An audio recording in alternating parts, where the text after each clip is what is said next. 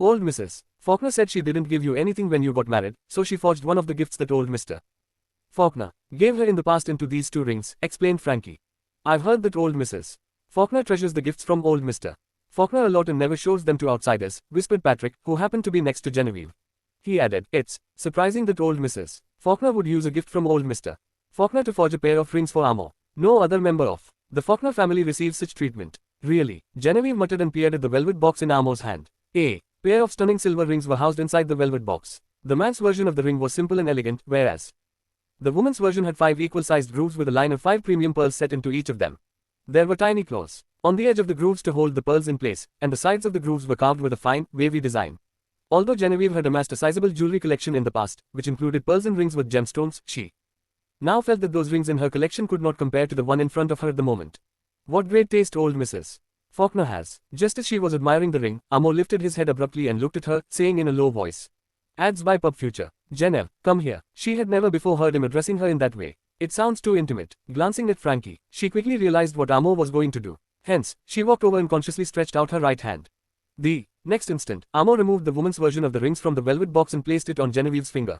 The ring fitted perfectly on her ring finger. Wriggling her fingers a little, Genevieve fell into deep thought. This ring fits my finger perfectly. How does old Mrs. Faulkner know my finger size? What are you thinking? Amo gave Genevieve a cursory glance before taking out the men's ring from the velvet box and passing it to her.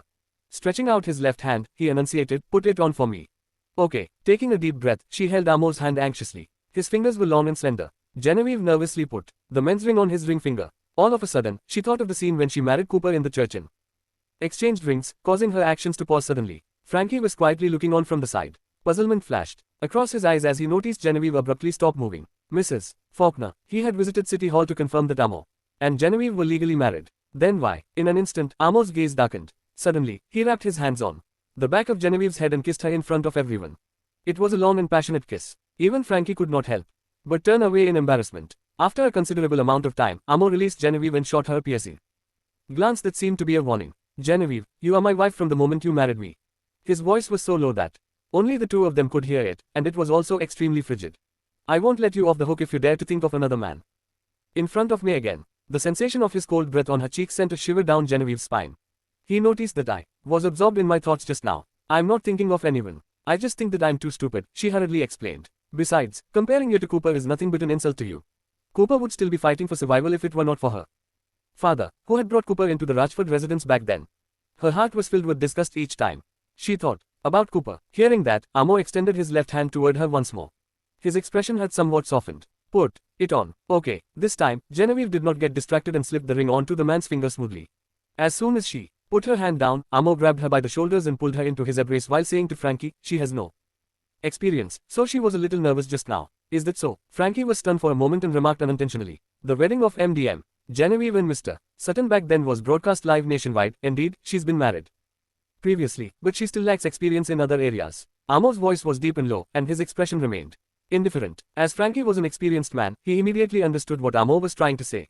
A smile suddenly spread across his face. Old Mrs. Faulkner invited you and Mrs. Faulkner to dinner at the Faulkner residence next Thursday. Nodding slightly, Amo responded, all right. I'll ask the secretarial department to include it in my schedule. I shall take my leave now. As he spoke, Frankie nodded to Amo and turned around to leave. Maria trailed after him to see him off. What did you mean just now? Genevieve gave the man in front of her a perplexed look. What did you mean by, I lack experience in other areas? Does he mean kissing? Tevin's face flushed when he heard what Genevieve said. He coughed twice before approaching Amo and saying, Mr. Faulkner, I have something to report to you. Let's talk in the study. With that, Amo let go of Genevieve. He then turned around and walked upstairs, never intending to respond to her question. Stephen immediately followed him. It's not difficult to figure out what he's thinking. Patrick leaned back on the sofa and said casually, when Amo kissed you earlier, you just stood there like a log. I'm sure he thought you were a bad kisser. Is that true? Genevieve touched her lips, which seemed to retain Amo's warmth. Despite the fact that this is my second marriage, I had never kissed Cooper. In actuality, Cooper only symbolically touched her lips with his on the day of their wedding in the past.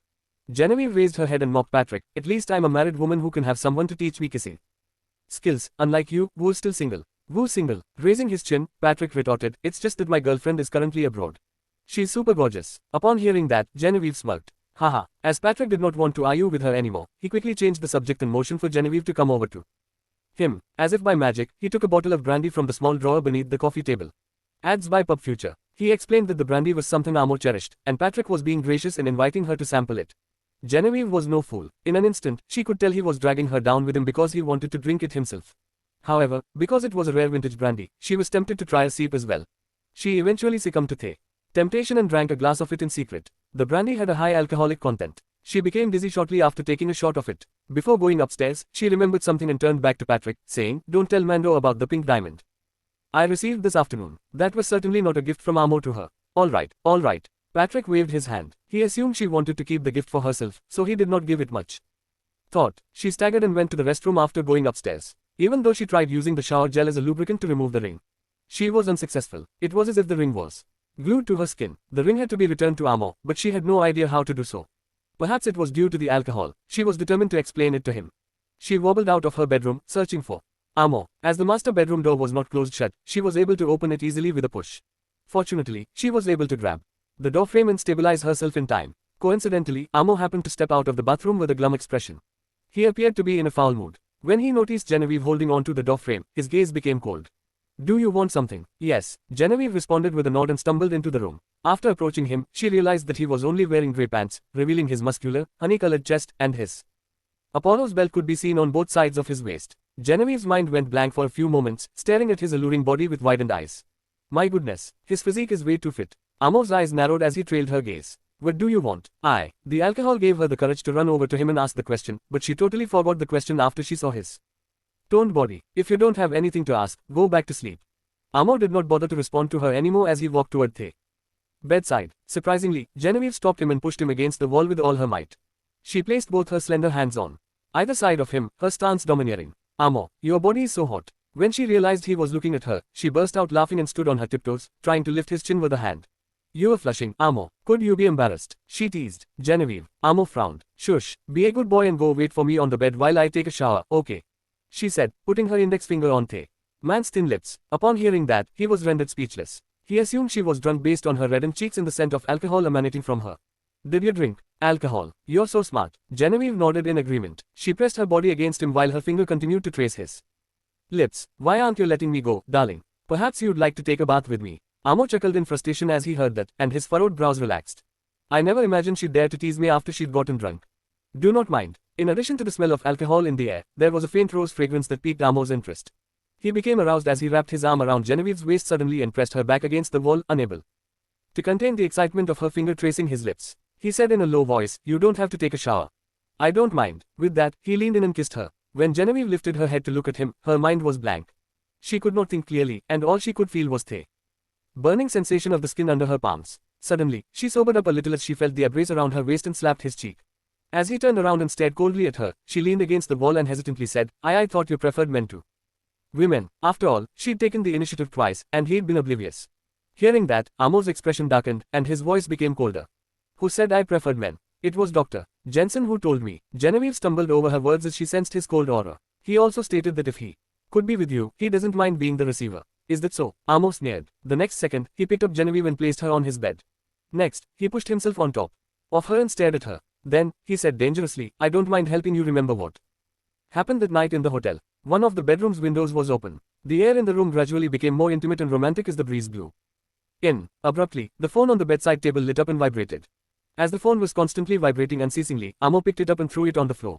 The phone bounced a few times on the floor before switching off due to the violent impact. Genevieve's long black hair was strewn across the white pillow at the time. As she gazed at the glazed chandelier atop her, tears welled up in her eyes. At that moment, there was a knock on the door, and Stephen's voice could be heard saying, "Mr. Faulkner, you have a call." He paused for a moment before adding, "It's Ems Wood." Amo's desire had completely vanished as a result of the last part of Stephen's words.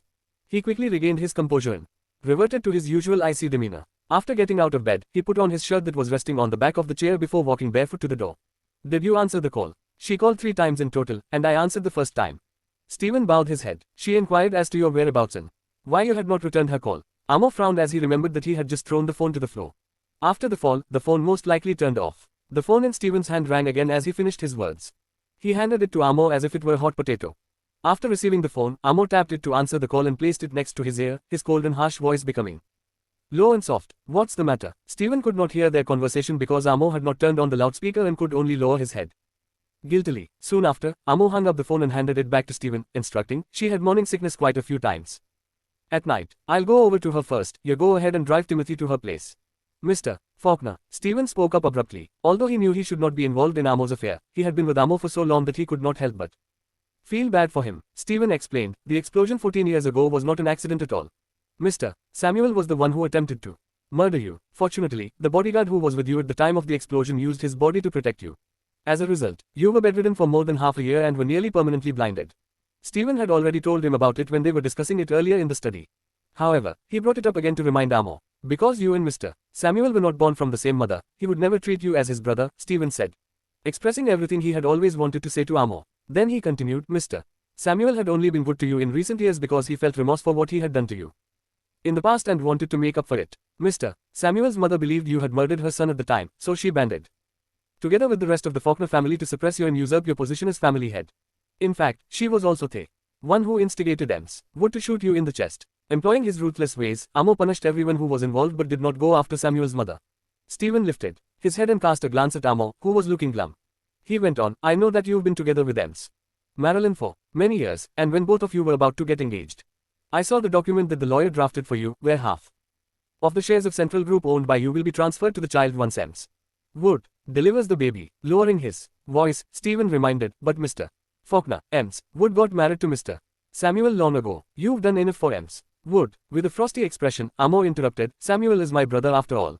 Besides, I owe him my life. While exuding a menacing aura, he lowered his gaze and stared at Stephen as he instructed, go and pick Timothy up. All right. Not daring to say anything further, Stephen bowed slightly and headed toward the staircase. He then heaved a sigh of despair inwardly. Marilyn was the only person in this world who was capable of manipulating Amo and had the audacity to shoot at him. Amo was also willing to do anything for her unconditionally. He even got married just for her sake. It might be because of the strong brandy, or Amo's excellent kissing skills that had Genevieve feeling as though she was floating in the vast expanse of outer space. Her mind was constantly in a muddle as a result. The next day, when the sunshine woke her up by glaring at her through the window, she could vividly feel the intense hangover she was having.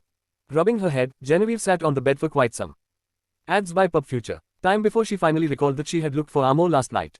She even pinned him against the wall and teased him. Once Genevieve had recollected last night's memories, her face flushed scarlet, and she felt slightly embarrassed. Lowering her head, she realized that she was dressed in the same western miniskirt that she had worn last night. So nothing happened last night. For some reason, a sense of defeat washed over Genevieve. Why would he leave after he was almost about to remove my clothes completely? After washing up, Genevieve went downstairs for breakfast. Patrick was the only one eating, and he informed Genevieve that Amo had some urgent matters to deal with, so he had left the mansion with Stephen in the wee hours of the morning. Oh, pulling out a chair, Genevieve sat down and poured herself a glass of orange juice. I guess I'm overthinking things. After taking a few sips of the orange juice, she found Patrick, who was seated opposite her, gazing at her with a complicated expression when she put down the glass. She could not help but furrow her brows. Why are you looking at me like that? Patrick's expression instantly changed as he teased. Well, that's because you're so adorable, Mrs. Faulkner. Shut up. Genevieve did not find that to be a compliment. Instead, she had goosebumps all over her skin and felt like she was about to throw up. While having her breakfast, she switched on her phone to scroll through the news. Suddenly, the financial news about a new shareholder of Spectre Corporation, who seemed to be someone from the Faulkner family of Zeedles, popped up. The Faulkner family. As Genevieve continued scrolling down, she did not find any information related to the new shareholder. Just then, she recalled that Amo had promised to help her regain Spectre Corporation within 6 months. Could this be his arrangement to send someone in there? With nothing else to do after having her breakfast, Genevieve asked Patrick a few casual questions. Upon discovering that Amo loved eating salmon, she bought a few salmons during her grocery shopping with Maria. Throughout the rest of the day, Genevieve was in the kitchen learning how to cook fish from Maria, while Patrick was forced to try out the dishes. At the third plate of salmon, Patrick revealed an expression of devastation. Genevieve, stop mutilating these fishes. Instead, just end my life as I don't want to live anymore. Genevieve murmured, is it that awful? She then tried a small bite by using a fork, and her face instantly contorted. Is this really what I've made? After destroying 8 salmons in Patrick's stomach, Genevieve finally made a salmon dish that tasted decent in the evening. Even Maria praised Ems Ratchford. The fish tastes good. I'm sure Mr. Amo would love it. Glancing at the clock on the wall, Genevieve plastered a grin on her face as she instructed, it's almost dinner time. Give Mr. Amo a call for him to come home for dinner. She then added, forget about it. I'm afraid he'll find me annoying. With that, she took the salmon and displayed it in the middle of the dining table. She wanted to make Amo something that he loved eating as an act of appreciation. Maria shook her head and said, sincerely, one will only find others bothersome if they're strangers. Yes, I'm well aware of the promise that you made with Mr. Amo, but both of you have registered your marriage and are living under the same roof, so you can't act like complete Strangers, Maria had witnessed Genevieve's growth, so she viewed the latter as her daughter. Therefore, Maria hoped that Genevieve would be able to take revenge and find someone to take care of her for the rest of her life. At the thought of the incidents that had occurred to Genevieve recently, Maria got teary-eyed. She urged Genevieve, just give it a try. If he indeed finds you annoying, then you can simply not ring him in the future. Besides, the salmon will not taste as good if it's not eaten right. Away, Genevieve hesitated briefly before she nodded. Okay, I'll give him a call. As she walked toward the window, she found Amo's number and dialed it. Enjoying the scenery of the garden, she held her breath while waiting for him to answer the call. After 10 seconds, the call went through. Just as Genevieve was about to speak, a gentle and feminine voice could be heard from the other end. Hi, who's there? Genevieve found the voice familiar. Well aware that Amo was busy, Genevieve simply viewed the caller as a worker of his company. I'm looking for Mr. Faulkner. Is he busy? No. After a short pause, she added, he's having dinner at home. Although the woman's voice sounded friendly and gentle, Genevieve knitted her brows slightly as she could tell that she was trying to assert dominance. In a flash, she understood the situation and apologized. Sorry to disturb, then. She swiftly hung up the phone. Ever since she found out Amo's identity and agreed to his deal, Genevieve knew that he would be surrounded by many women, and she would not be his only one. The call that day confirmed her suspicions. Although she had no right to interfere with Amo's love life, she somehow felt uncomfortable when she found out about the presence of some other woman around him. After placing the soup on the dining table, Maria cast a glance at Genevieve, who was standing at the window. Ms. Ratchford, have you called Mr. Amo? When is he coming home for dinner? Ads by Pub Future. Genevieve groaned, he's busy so he'll not be able to make it for dinner. As she entered the dining hall for dinner, she found the salmon on the table to be an eyesore. With that, she took it to the kitchen and threw it into the bin. At the sight of Genevieve's actions, Maria seemed to figure out what had happened and sighed inwardly. On that particular weekend, the weather was perfect. After asking Maria, Genevieve found out that Amo had not returned the previous night. When the woman who had answered the call flashed through her mind, she felt her heart sink. Outside the mansion, Patrick gave the limited edition Pagani a check before installing the shockproof system. When he saw Genevieve exiting the house, he gave the roof of the car a pat and raised his eyebrow at her. Genevieve, since you're free today, would you like to have a test run of the car? Okay, sure. With an impassive expression, Genevieve strode over and took the keys from him. Patrick took a quick glance at her. Genevieve, are you alright? I'm fine. Genevieve opened the door and stared at him after getting into the car. Are you coming? If you're not, I'll just drive. Alone. Of course I am. Upon hearing that, Patrick quickly hopped into the car. Although Genevieve had owned quite a few luxury cars before, including a limited edition sports car, she bought them because of their cool exteriors. Hence, it was not exactly pleasant while driving them. However, she loved driving the Pagani as it was very responsive and smooth. As Genevieve sped on the asphalt road with the car roof open, the strong wind ruffled her hair and blew her gloomy emotions away. While she had fun, Patrick was trembling in fear in the passenger seat and holding on tightly. Oh my god, this is neither a sports car nor an off-road vehicle. Don't drive that fast. It was Patrick's first time finding a car ride more terrifying than death itself. He then offered, just tell me if you've come across anything that has upset you. I'll help you resolve it. When they arrived at the traffic lights, Genevieve immediately stepped on the brake. Whirling around to look at Patrick, she muttered, I have sublime driving skills. What are you afraid of? With a solemn expression, Patrick answered, no, I'm not afraid. Genevieve, I'm merely impressed with your driving skills. Feel free to drive the new car however you like. It doesn't matter if I'm dead. But you're the wife of a CEO that's worth hundreds of billions. So nothing must happen to you. Genevieve was rendered speechless. Just then, a blue taxi stopped at the driveway to the right of the Pagani. At the sight of Genevieve, a young lady in the passenger seat immediately leaned her head against the window, as though she was trying to take a closer look. Through the window, the young lady saw Genevieve talking to Patrick in their Pagani, waving her hand at him occasionally. A lavish ring inlaid with pearls could be seen glimmering on her ring finger. Even from afar, one could tell that the ring was expensive. It's a limited edition Pagani. As a car collector, the driver frequently paid attention to car exhibitions, so he was able to recognize the Pagani instantly. Envious, the driver let out a sigh. I've heard that this car costs millions to be built, and all the silver-spoon kids were fighting for it. It has just been bought recently. I can't believe that it was purchased by someone from Jadeborough, and I even have the chance to see it. Initially, the young lady's face was already contorted. However, upon hearing the driver's words, she glared at the people in the Pagani with her eyes blazing in fury. Ring, luxury car. At first, she thought that the man in the suit had been lying to her. She did not expect that he was speaking the truth. Fishing out her phone, she zoomed in on Genevieve and Patrick's faces and snapped a few photos. She then opened WhatsApp and sent a message. I agree with the collaboration that you've suggested. On Monday morning, Genevieve wore a black suit to work. Her immaculately ironed suit pants accentuated her slim and long legs. In the black suit, she looked professional and gave off an air of competence. The HR department of Central Group had spent the weekend, finished processing to process all the employment contracts of the new employees. After reaching the company, Genevieve scanned her face and took a lift to the floor where her office was located. Although there weren't many people in the translation department, their office occupied the entire floor of the building. Hence, it was spacious and bright. Entering the office area, Genevieve sat down at her cubicle. After greeting her colleagues courteously, After a while, some of her colleagues approached to chat with her and showered praises on her. You have the best examination result among the employees of the translation department within these 2 years.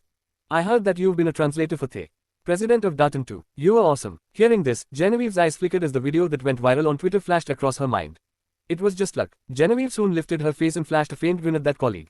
As I'm new here, please do give me guidance. Hearing that colleague waved her hand. Sure, it's no big deal. Colleagues should help each other out. While they were chattering, someone pushed open the door and walked into the office. It was Queenie, and she was carrying a few bags in her hands. Hello, everyone. I'm Queenie Lane, and I've just joined the translation department. Hope we can get along well. I have brought some desserts for everyone. Ads by Pub Future. As she spoke, she took out the desserts from the bags and distributed them to all of her colleagues. They aren't expensive stuff. My aunt who runs a bakery made them. I hope you don't mind. Wow, your aunt is amazing. One of the colleagues exclaimed. This pudding looks cute, and it seems delicious too. Another person chimed in. Queenie distributed the desserts one by one to her colleagues. Soon, she was standing in front of Genevieve, handing the latter a piece of cake. Queenie said, Genevieve, I'm sorry for being mean to you before. Please don't hate me. Hearing her words, Genevieve lifted her head and looked at Queenie, slightly shocked.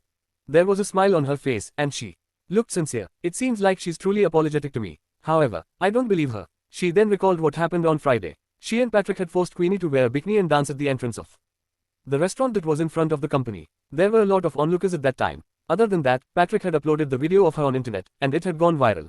Queenie was utterly humiliated by it. Queenie probably has a deep running hatred for me now after going through such humiliation. How is it possible for her to want to reconcile with me? As Genevieve didn't take the cake from her, Queenie asked cautiously, what's wrong?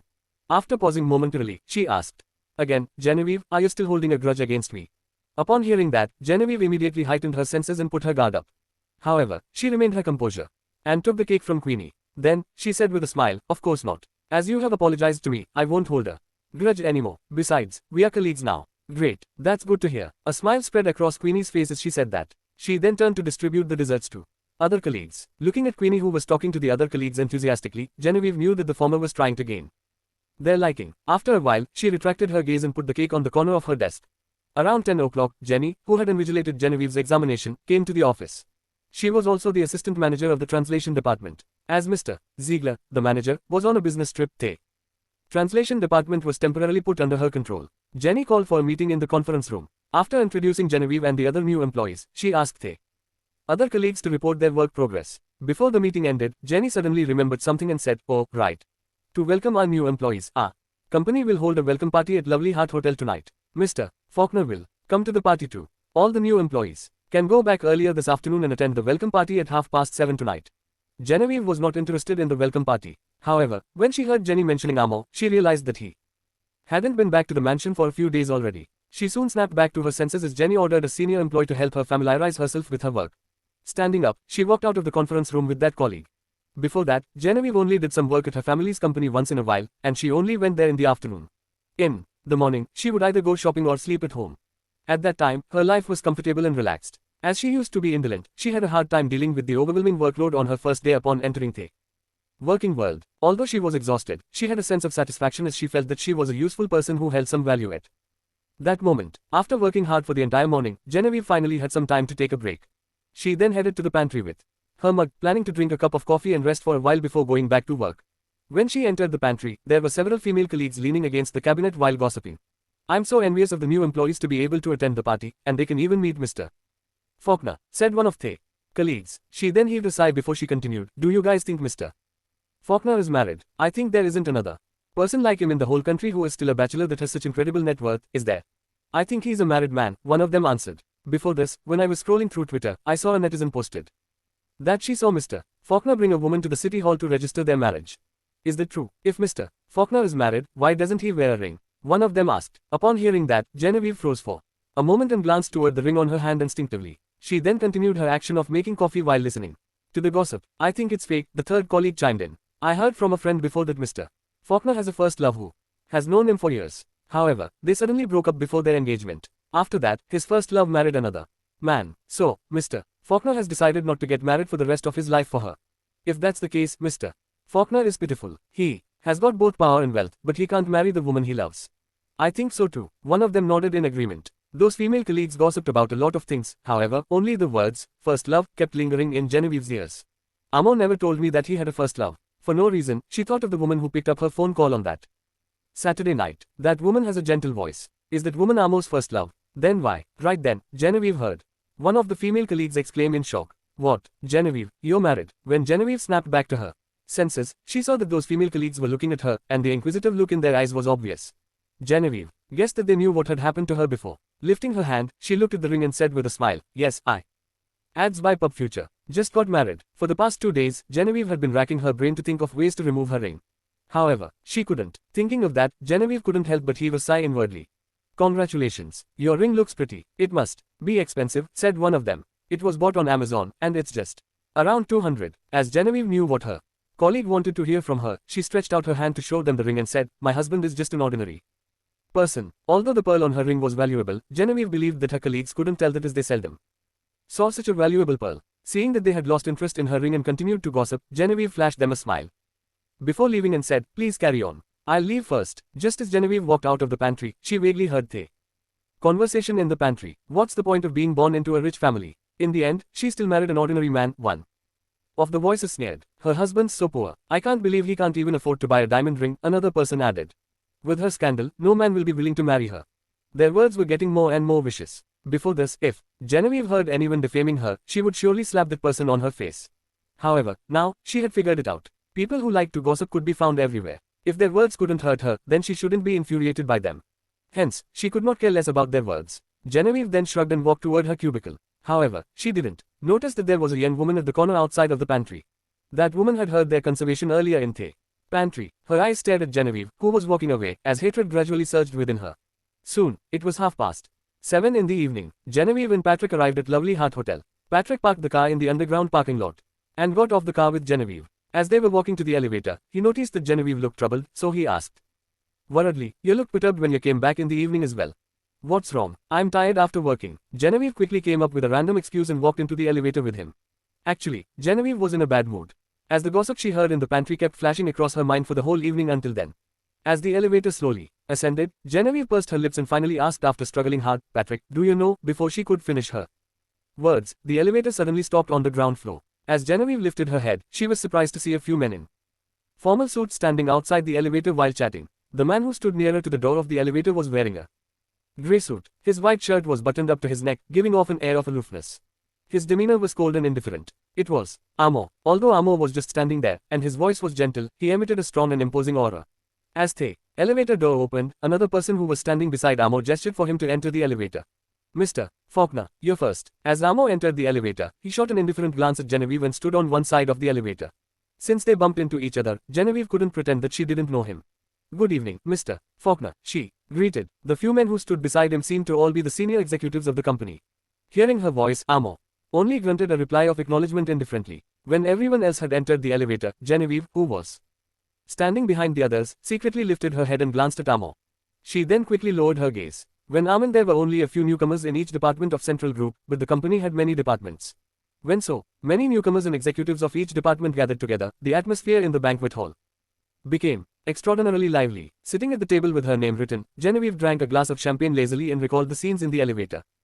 Just now, I told him not to reveal a word about our marriage. Was it because he took it to the heart that he was indifferent toward me before the company's executives? But wouldn't it be too much for him to ignore me to such an extent? Genevieve emptied the glass of champagne with frustration. She took out her phone to surf the internet boringly, only to see the trending search about Marilyn Wood, who was touted as a rare talent in the music industry. Marilyn had performed nearly 100 solo recitals and released violin albums, not to mention she was beautiful and once nominated as one of the best female faces in the world. Wherever she went, she would cause a commotion. It was just that Marilyn slowly faded out of the public eye a year ago. For a long time, there wasn't any news about her anywhere. When Genevieve tapped into the trending topic about Marilyn, the first thing that showed up was an original tweet by her.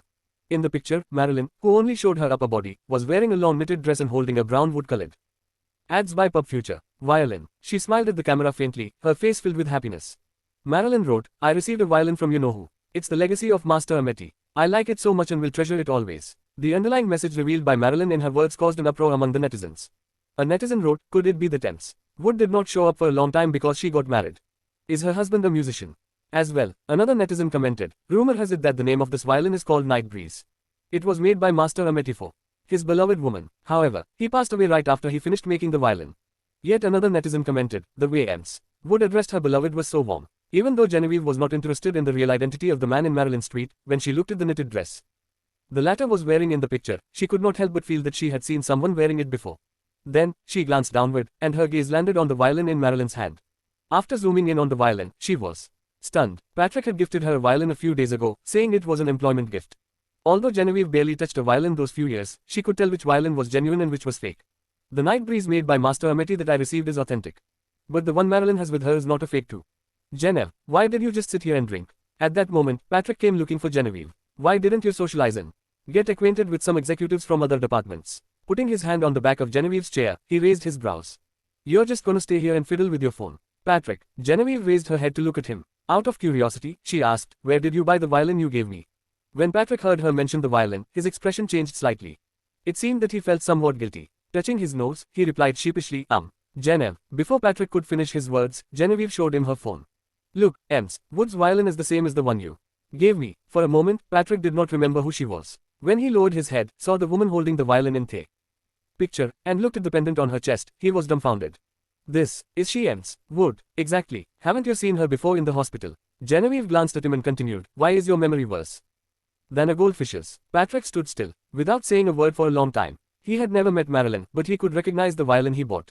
Besides that, he knew Amo had the same pendant as the woman. He never expected the Wood that Genevieve was talking about was Marilyn. Genevieve did not notice Patrick's expression. Looking at the picture on the phone, she said, I've zoomed in on Wood's violin and taken a look. It's genuine. I guess the one you gave me was fake. Are those who produce a fake product so good now? They look just the same. No. After a short silence, Patrick pointed at her phone. The violin with her is the one I gave you previously. Huh. Genevieve looked at him with bewilderment. Patrick lowered his gaze and scanned the woman in the picture. I didn't buy the violin. I stole it. I just threw the money at the other party. I didn't expect him to call the cops, and they soon found me. I wanted to buy the violin by offering a higher price. But that guy refused. He asked me to return the violin to him, or he would send me to jail. After listening to him, Genevieve was speechless. I was in doubt back then. How could you buy a violin even a famous person couldn't buy? It turns out that you stole it. Answered her. She could feel that his tone was aloof. It seemed like he was ignoring her. There were only a few newcomers in each department of Central Group, but the company had many departments. When so many newcomers and executives of each department gathered together, the atmosphere in the banquet hall became extraordinarily lively. Sitting at the table with her name written, Genevieve drank a glass of champagne lazily and recalled the scenes in the elevator. Just now, I told him not to reveal a word about our marriage. Was it because he took it to the heart that he was indifferent toward me before the company's executives? But wouldn't it be too much for him to ignore me to such an extent? Genevieve emptied the glass of champagne with frustration. She took out her phone to surf the internet boringly, only to see the trending search about Marilyn Wood, who was touted as a rare talent in the music industry. Marilyn had performed nearly 100 solo recitals and released violin albums, not to mention she was beautiful and once nominated as one of the best female faces in the world. Wherever she went, she would cause a commotion. It was just that Marilyn slowly faded out of the public eye a year ago. For a long time, there wasn't any news about her anywhere. When Genevieve tapped into the trending topic about Marilyn, the first thing that showed up was an original tweet by her. In the picture, Marilyn, who only showed her upper body, was wearing a long knitted dress and holding a brown wood-colored violin. She smiled at the camera faintly, her face filled with happiness. Marilyn wrote, I received a violin from you-know-who. It's the legacy of Master Ameti. I like it so much and will treasure it always. The underlying message revealed by Marilyn in her words caused an uproar among the netizens. A netizen wrote, could it be the Wood did not show up for a long time because she got married. Is her husband a musician as well? Another netizen commented, rumor has it that the name of this violin is called Night Breeze. It was made by Master Ameti for his beloved woman. However, he passed away right after he finished making the violin. Yet another netizen commented, the way Wood addressed her beloved was so warm. Even though Genevieve was not interested in the real identity of the man in Marilyn Street, when she looked at the knitted dress the latter was wearing in the picture, she could not help but feel that she had seen someone wearing it before. Then, she glanced downward, and her gaze landed on the violin in Marilyn's hand. After zooming in on the violin, she was stunned. Patrick had gifted her a violin a few days ago, saying it was an employment gift. Although Genevieve barely touched a violin those few years, she could tell which violin was genuine and which was fake. The Night Breeze made by Master Ameti that I received is authentic. But the one Marilyn has with her is not a fake too. Genevieve, why did you just sit here and drink? At that moment, Patrick came looking for Genevieve. Why didn't you socialize and get acquainted with some executives from other departments? Putting his hand on the back of Genevieve's chair, he raised his brows. You're just gonna stay here and fiddle with your phone. Patrick. Genevieve raised her head to look at him. Out of curiosity, she asked, where did you buy the violin you gave me? When Patrick heard her mention the violin, his expression changed slightly. It seemed that he felt somewhat guilty. Touching his nose, he replied sheepishly, Genevieve. Before Patrick could finish his words, Genevieve showed him her phone. Look, Wood's violin is the same as the one you Gave me. For a moment, Patrick did not remember who she was. When he lowered his head, saw the woman holding the violin in the picture, and looked at the pendant on her chest, he was dumbfounded. This, is she Ems? Wood, exactly. Haven't you seen her before in the hospital? Genevieve glanced at him and continued, why is your memory worse than a goldfish's? Patrick stood still without saying a word for a long time. He had never met Marilyn, but he could recognize the violin he bought. Besides that, he knew Amo had the same pendant as the woman. He never expected the Ems. Wood that Genevieve was talking about was Marilyn. Genevieve did not notice Patrick's expression. Looking at the picture on the phone, she said, I've zoomed in on Ems Wood's violin and taken a look. It's genuine. I guess the one you gave me was fake. Are those who produce a fake product so good now? They look just the same. No. After a short silence, Patrick pointed at her phone. The violin with her is the one I gave you previously. Huh. Genevieve looked at him with bewilderment. Patrick lowered his gaze and scanned the woman in the picture. I didn't buy the violin. I stole it. I just threw the money at the other party. I didn't expect him to call the cops, and they soon found me. I wanted to buy the violin by offering a higher price. But that guy refused. He asked me to return the violin to him, or he would send me to jail. After listening to him, Genevieve was speechless. I was in doubt back then. How could you buy a violin even a famous person couldn't buy? It turns out that you stole it. I gave him money. How could you say that I stole it? Patrick defended himself. Don't do such a thing again in the future. Genevieve knew Patrick did that because of her, so she did not feel angry. Actually, I don't really like violins that much. She continued to play the violin just because of the encouragement given by a man a few years ago. Only in the hands of Ems Wood can this violin exert its greatest value. Genevieve looked at the picture, but her gaze was trained on Marilyn's dress. She recalled that she met a woman wearing this dress with a slightly bulging belly on a rainy day. Genevieve put away those vague and messy memories. As she remembered an incident, she asked, Patrick, do you know Amo's first love? Patrick murmured inwardly, yeah. She's the one you are looking at. Does Amo have a first love? I didn't know. On the surface, Patrick pretended as though he knew nothing. Where did you hear it from? Someone gossiped about it in the office today, and I overheard it. Genevieve then shook her hand and said, forget it if you don't know. Oh, Patrick glanced at her, and his eyes darkened. Ads by Pub Future. Soon after he returned to the table of his department, another person came looking for Genevieve. She pulled the chair beside Genevieve and sat down. Glancing at the woman, she asked politely, Queenie, what's up? Genevieve, I'd like to apologize to you again. Queenie looked sincere as she apologized and gave a glass of juice to Genevieve. I already accepted your apology in the morning in the company. Genevieve did not take over the juice, her gaze swiftly flashing across Queenie's face. Queenie shook her head and said, I was referring to the day we met in the shopping mall. I even scolded you. Genevieve recalled the incident and cast an astonished look at Queenie. I remember now. So, you are apologizing to me because of that incident? Yes, I knew I was very harsh back then. I hope I did not traumatize you, explained Queenie. She apologized guilty. I sincerely apologize to you now. I hope that you can forgive me. With that, Queenie raised her head and downed the glass of juice Genevieve refused to accept. Then she took off a pomegranate-shaped brooch pinned to her chest. Genevieve, consider this brooch my apology. This is Bulgari's garnet brooch. Genevieve looked at the brooch, her eyes gleaming slightly. This brooch is quite expensive. You are giving it to me just like that. It's not expensive at all. I have a few of them. Queenie smiled and said sincerely, I'm glad that you like it. I know you are very capable. I hope that you can assist me more in the company when we work together in the future. Come, let me help you pin it. Queenie picked up the brooch and pinned it to Genevieve's suit personally. It's best to decorate your suit with this brooch. Thank you. Genevieve fondly touched the brooch and smiled. Queenie, you're so nice. Enjoy yourself. I'm going over to my friend to chat. Okay. With that, Queenie got up and left. Even though Genevieve looked as if she didn't raise her head, she fixed her stare on the former's back. When she saw Queenie walking in a certain direction, her lips lifted slightly. She opened WhatsApp and sent a message to someone. After sitting for a while, Genevieve felt somewhat bored. Hence, she took the initiative to pick up a glass of champagne and chatted with the newcomers from other departments. While they were chatting happily, Genevieve noticed she had finished her champagne. Just when she was about to go and get another glass of champagne, someone walking over bumped into her and stained her suit red with wine. Genevieve, I'm sorry. Queenie explained dejectedly, I didn't foresee that you were going to turn around. Alas, your white shirt is stained red by wine. Looking at the wine on her body, Genevieve frowned and said in a frustrated tone, I want to toast Mr. Faulkner in a bit, and it's not appropriate to go with dirty clothes. What should I do? Upon hearing that, Queenie instantly replied, I went to the shopping mall this afternoon and bought some clothes. Then, I came to the hotel. I left the clothes in the lounge room. We're about the same size. How about you wear my clothes? How could I possibly accept this? Genevieve shook her head. Forget it. There isn't a need for me to toast. Burp. At that, she covered her mouth and belched. It was as though she was slightly drunk. No way. If it hadn't been for me, your clothes wouldn't have become dirty.